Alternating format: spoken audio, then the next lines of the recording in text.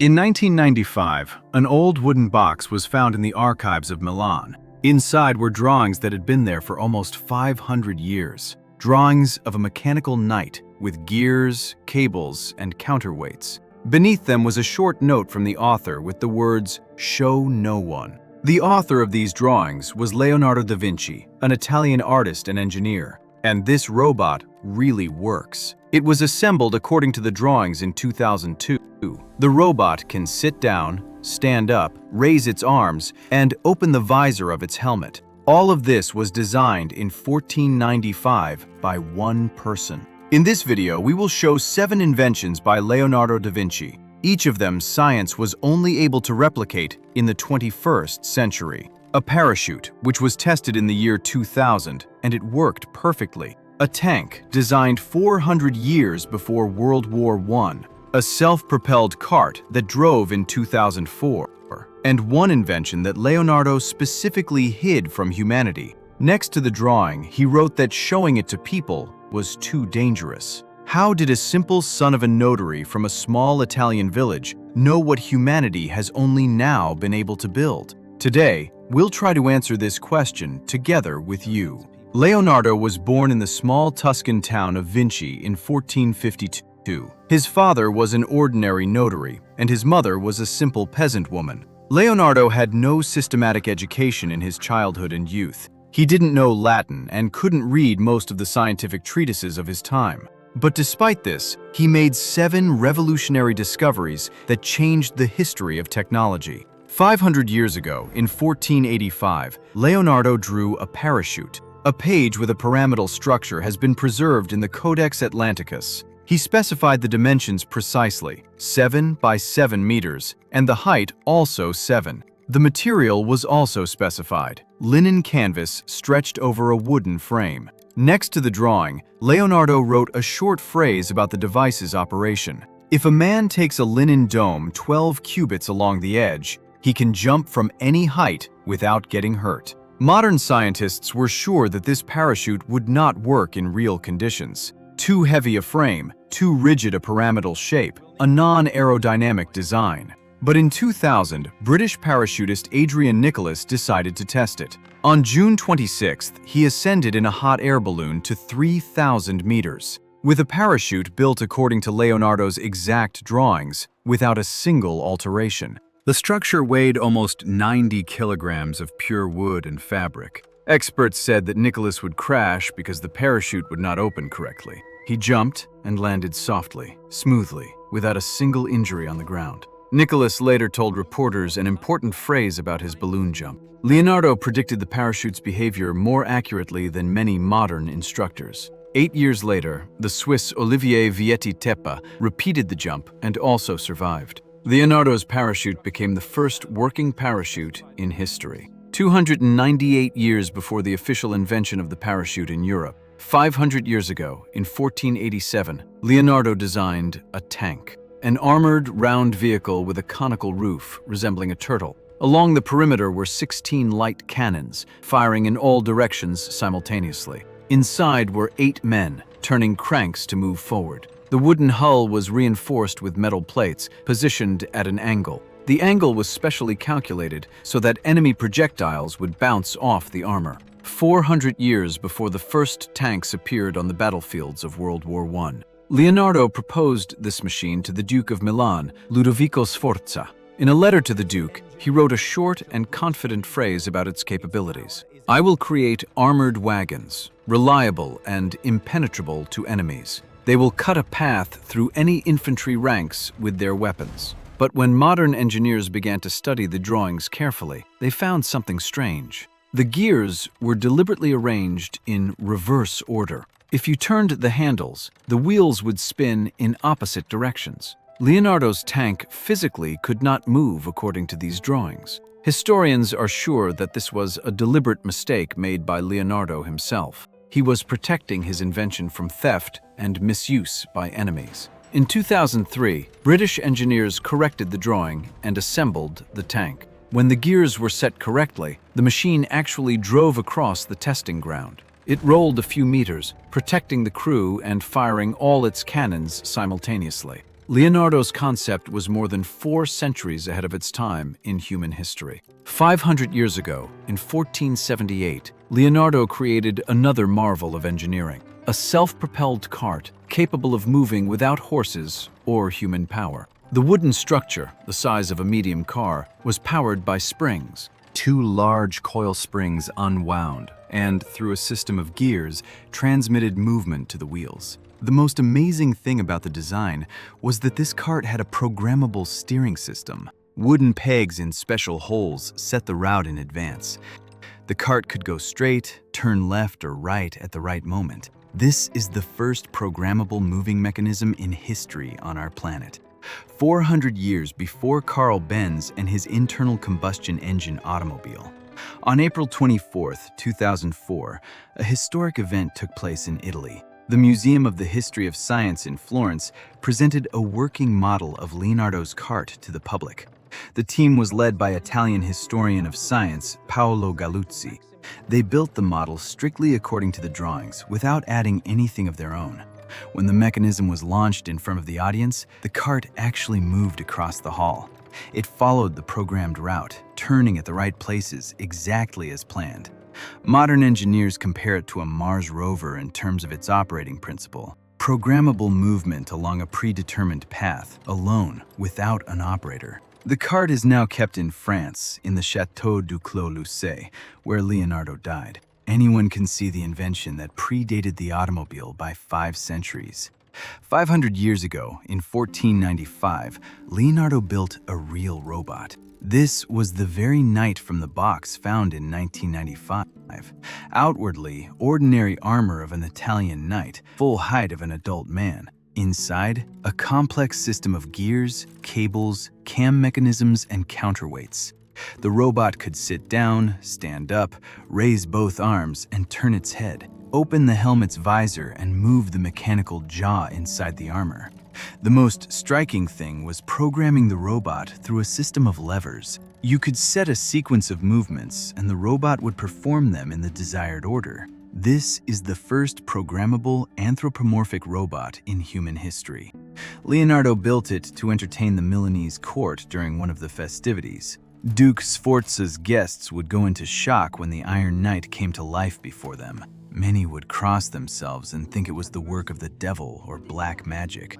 In 2002, it was reconstructed by American engineer Mark Rosheim. Not just an engineer, but a specialist who created robots for the space agency NASA. Rosheim worked on robots for Mars exploration and space station maintenance. And he said an important phrase about Leonardo's drawings after reconstruction. They are so accurate that a modern engineer could use them as working schematics, without a single change, directly for the mass production of robots today. After the reconstruction, Rosheim used Leonardo's ideas in his projects for NASA. He developed an anthropomorphic robot for the space station based on them. So 15th century technologies became the basis for 21st century robots. 500 years ago, around the year 1500, Leonardo designed a diving suit. Not just a diving mask, but a complete system for extended underwater work. A leather suit with breathing tubes leading to floats on the water's surface.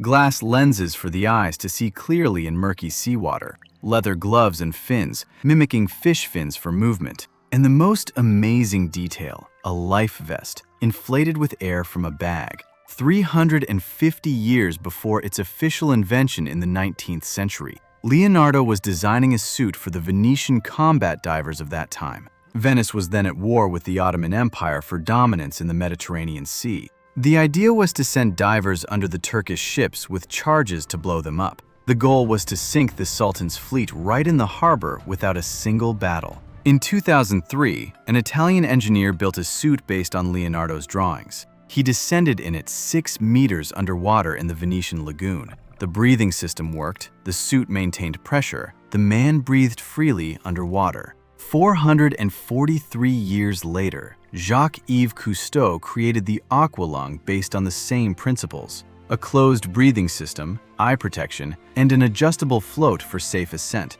Cousteau used solutions found by Leonardo 5 centuries before him. 500 years ago, around 1481, Leonardo invented a prototype of a machine gun, a multi-barreled cannon with 33 barrels in total. The barrels were arranged in 3 rows, with 11 in each row. The principle of operation is strikingly similar to modern tactics of troop fire support. While one rank fired a volley, the second rank cooled down after the previous shot. The third rank, at this time, was being loaded with gunpowder for the next volley. This resulted in continuous fire without a long pause for reloading each barrel. The rate of fire of the entire system reached 100 shots per minute in combined volleys. For comparison, a regular 15th century cannon fired 1 shot every 2 minutes. Leonardo offered this weapon to Duke Cesare Borgia during a military campaign, but even the ruthless Borgia refused such a death machine. Too revolutionary, too destructive for its time and era. In 2009, Italian gunsmiths reconstructed a multi-barreled cannon. It worked exactly as Leonardo described it in his own diaries. The tactic of continuous fire appeared in armies only in the 19th century. 400 years later, Richard Gatling invented the machine gun based on the very same principle. Leonardo described modern mass fire tactics 4 centuries before they appeared. And so we come to the invention that Leonardo himself hid. 500 years ago, drawings of a submarine appeared in Leonardo's notes. Fully functional, with a ballast system for diving and surfacing, with a breathing system for a multi-person crew simultaneously, with a combat ram for attacking ships from below, directly from the water. Leonardo developed it for Venice, also against the Sultan's Turkish fleet. Venice at that time was losing its eastern colonies one after another. The Turks were capturing island after island, and Venice was losing conventional battles in the open sea. Leonardo's submarine was an attempt to create a new generation of weapon. One such submarine could sink an entire squadron in a single dark night. The blueprints still exist and are kept in the Codex Atlanticus in Milan. But next to them, Leonardo wrote the most important words of his life. I am not describing my method of staying underwater for a long time. I am not publishing or disclosing it due to the evil nature of men. They would use it as a means of destruction at the bottom of the sea. They would sink ships along with all the crews inside them. Leonardo deliberately did not publish the complete drawings of the diving and surfacing system. In his notes, there are encrypted gaps where key design details should be. Modern historians confirm that he intentionally removed the technology from his diaries. In 2003, a British engineer attempted to reconstruct the boat. Based on the surviving drawings, it partially worked, submerged, and moved underwater. But the system for prolonged underwater stay was not fully replicated. Leonardo took this secret to his grave 500 years ago. The parachute was 298 years ahead of its time before its official invention. The tank was 422 years ahead of its time before World War I. The self-propelled cart was 408 years ahead of its time before Benz's automobile. The robot was 500 years ahead of its time before programmable modern robotics. The diving suit was 443 years ahead of its time before Cousteau's aqualung. The multi-barreled cannon was 400 years ahead of its time before the Gatling gun. The submarine was better than any contemporary technology of its era. One man, 7 revolutions in technology, and none of them were accidental. Leonardo recorded precise calculations, checked materials, and thought through the safety of each machine. How did a simple notary's son from a Tuscan village know what science has only now replicated? The standard answer is that he was the smartest person in history, a once-in-a-millennium genius, a phenomenon of nature, and a rare coincidence. But there are also other interesting facts from his biography and travels. Leonardo traveled extensively throughout Italy, France, and the Eastern Mediterranean. He had access to Arabic manuscripts and ancient Greek scientific texts, to the scrolls that the Crusaders brought from the East to European monasteries. What was in those texts, we cannot know for sure today. Most of Byzantium's archives burned when the Turks captured Constantinople. Some were taken by the Turks themselves, some were plundered into Venetian and Roman collections at the time. Leonardo had access to many of these collections thanks to his powerful patrons. When Leonardo was dying in France in 1519 at the castle, his students and the French king Francis I were by his side, and the last words of the dying Leonardo are recorded in several sources simultaneously. He said that he had offended God and humanity with his works, that his inventions were not good enough for the purposes to which he dedicated them. No one ever quite understood what he meant then.